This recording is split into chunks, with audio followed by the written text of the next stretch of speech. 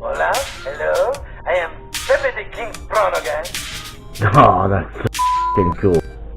And that's how we completely destroy a powerboard on a Leader 120. Nice.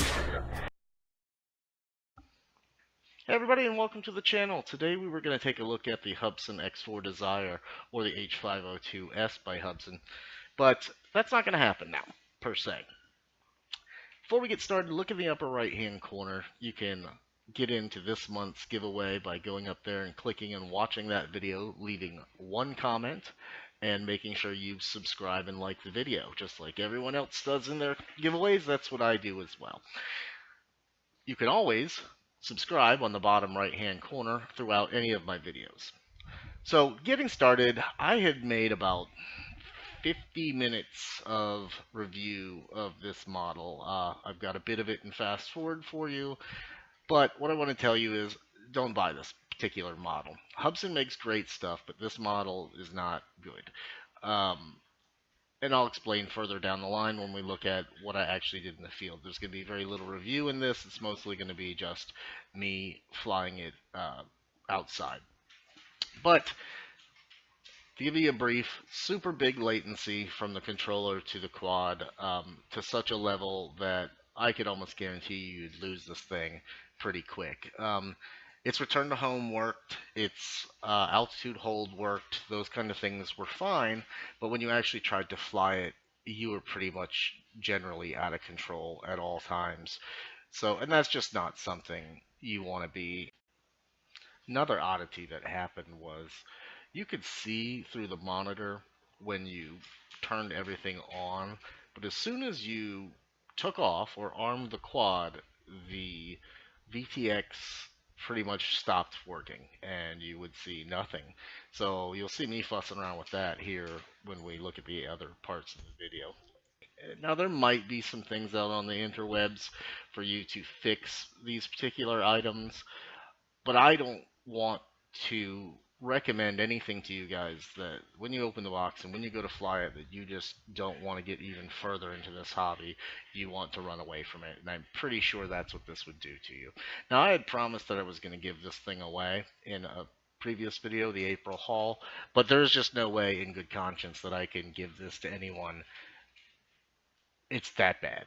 It's that bad. It would just, like I said, this channel is here to promote this hobby, to get people interested, to get people involved, to get people enjoying, their free time. It's not to give people garbage that's just going to piss them off, basically, and that's what this will do. So we're not going to give this one away. We'll find something better in the hobby grade to do that. And I'll keep looking and finding something that we can do. We can maybe skip the GPS and go to line of sight. And there is a good model I know out there that we could do that, and it's inexpensive to get and give away. But here's my field test of thoughts. Alright, so the first thing we need to do, guys, is calibrate the gyro. You do that by spinning it clockwise about 3 times when it asks you to do the stage 1. Stage 2, you point it to its nose down, and you spin it another 3 times. Now keep the radio somewhere in the range of, 6-8 feet away from where you're doing this, because sometimes the radio being close to it will actually cause problems. So you definitely don't want to do that. So we're going to go ahead and turn on the quad, and then we'll turn on the radio, and we'll do that motion.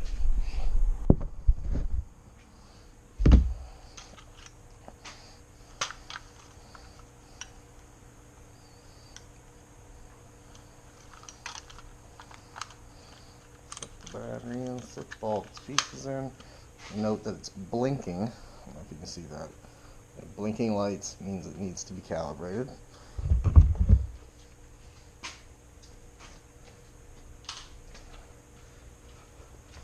Turn on our remote, which I got some better pictures of that. If we turn on our remote, it'll say compass calibrate. Go out there and we turn it 3 times.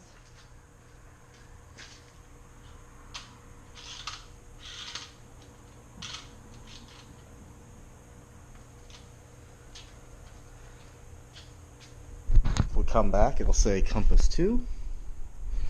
We do the nose down.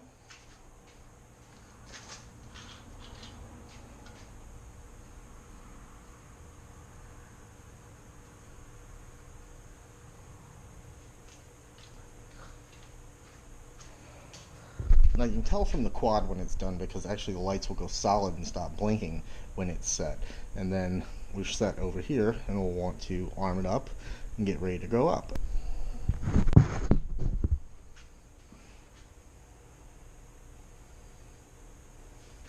Gotta wait for get good satellites. Right now we're on 5.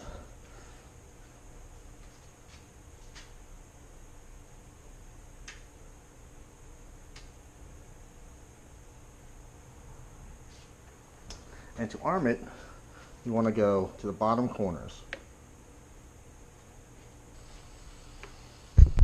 As you can see, we're armed now.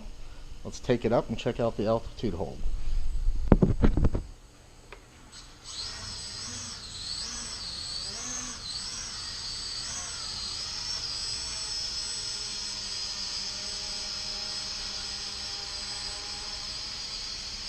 There you go. You can see it in hold, holding its own right there at about 6-8 feet off the ground.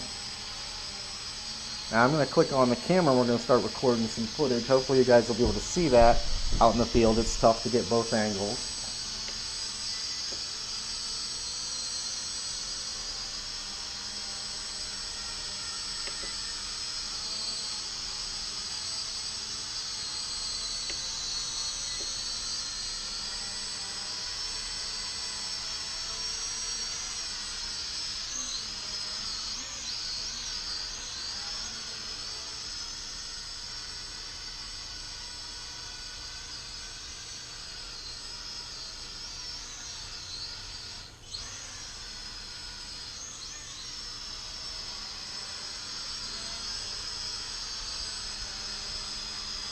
A little bit of wind, a little bit of drift.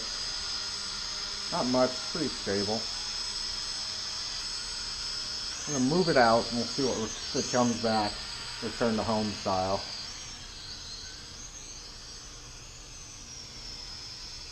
Ready?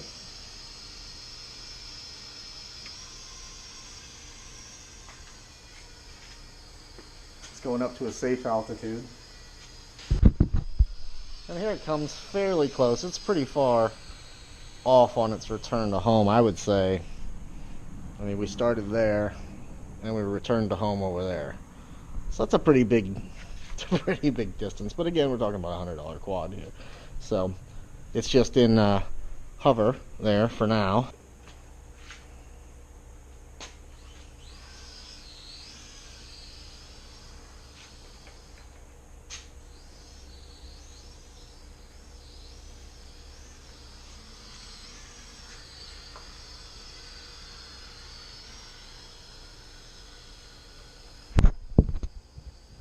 As you can see, it's pretty quick.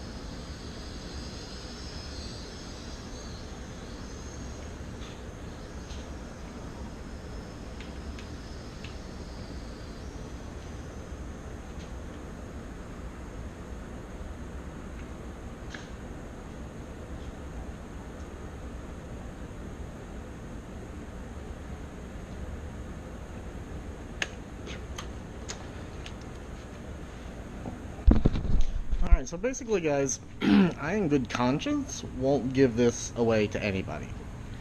It's that bad.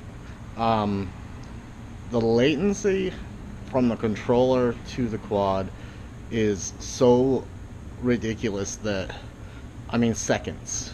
You pull stick left, seconds later it goes left. You will be guaranteed to lose this thing.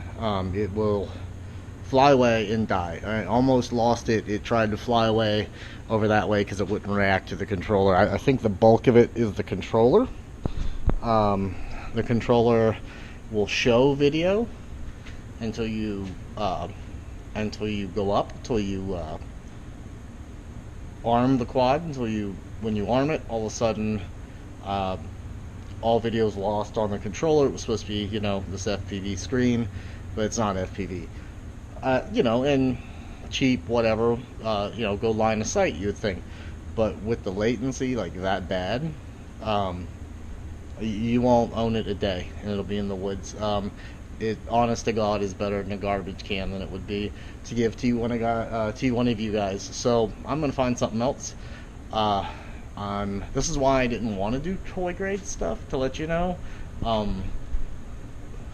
The Sigma, or the SEMA, SYMA, I think it is. I had that. That's great line of sight one to get started in, and then mostly they're just junk. They're just enough to get you into it, and you'd be better off buying a whoop and a controller than you would be to spend $115 for this, and it's crap.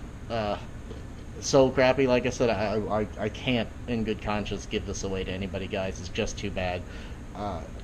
Not too bad to you guys, just it's too horrible to give away. So we'll find something else that's better than this shit.